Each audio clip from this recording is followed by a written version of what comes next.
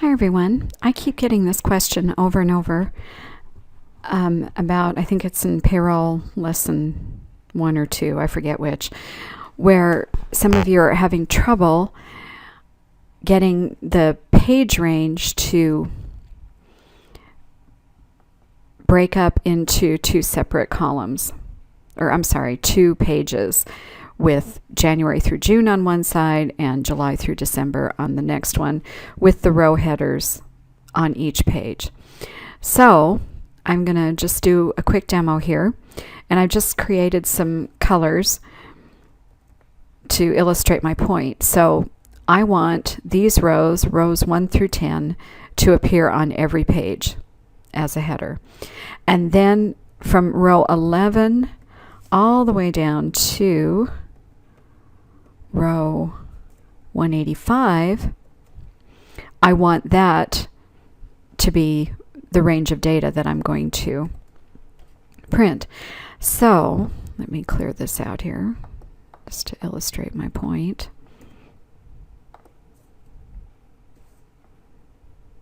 Okay, so that being the case, let's do a print preview just right from here without any margins or anything being done, just a straight print preview. What would it look like if we did nothing?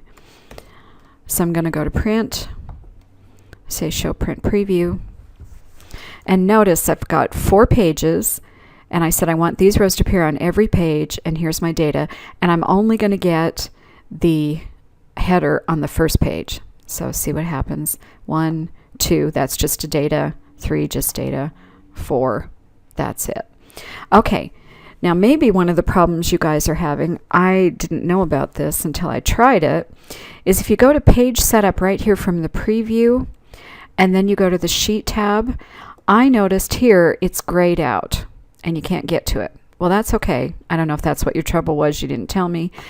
But let's escape and go to the page layout tab from the workbook. So I'm on page layout, and I'm going to click on this little corner arrow down here that takes me to the page setup. Takes me to the same dialog box we were at before, but now if I click on the sheet tab, the area is enabled. So I'm going to do my rows to repeat at top. And all I have to do is select rows 1 through 10, just like that.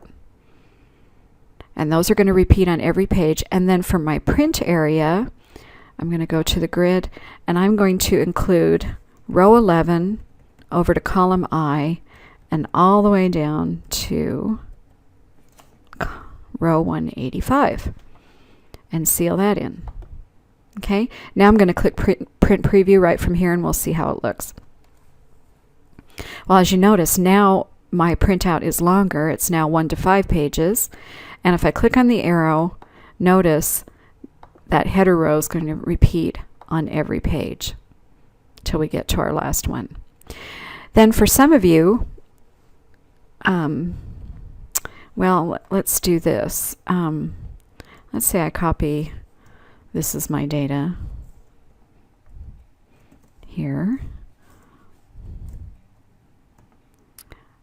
I know what I'm going to do. I'm going to break this up to look kind of weird. And I'll say this is my page 2 data. And I'm going to copy this down. I'm copying it outside of the print line so I can illustrate something else. And so on. That's good enough for what we're trying to do. And now I've already got my print range, because for the range you want the whole range of data, not including the rows to repeat at top, because if you put the rows that you want to repeat in with all of your data, then you're going to have 2 blocks of rows to repeat at top instead of just 1.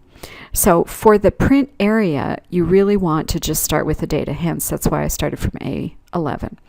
So I'm going to keep that in there like it is. And let's go to the preview. And notice, see, my page 2 data starts on my page 1. Well, I don't want that. So what I can do is close out of the print preview, and I can go to the View tab and choose Page Break Preview. And once you get to Page Break Preview, then what you can do is adjust these lines to break where you want them to. And that's what you guys need to do after you choose your whole print range, going from January to the end of December. You're going to choose that whole range. Then you want to go to this View tab and then Page Break Preview, and you can move the lines so it breaks up where you want it to on the page. Now I'm going to grab this line and do it like that. And no matter how much I move those lines, those 10 header rows are going to show up on every page. Now after I've done that, I'm going to go back to normal view, and I'm going to go to the print. See how it took all of that space off where I moved the line? Now I've got just all my page 2 data on that page, and 3, 4, and 5 I didn't do anything with. But notice I don't have 2 sets of rows to repeat at the top.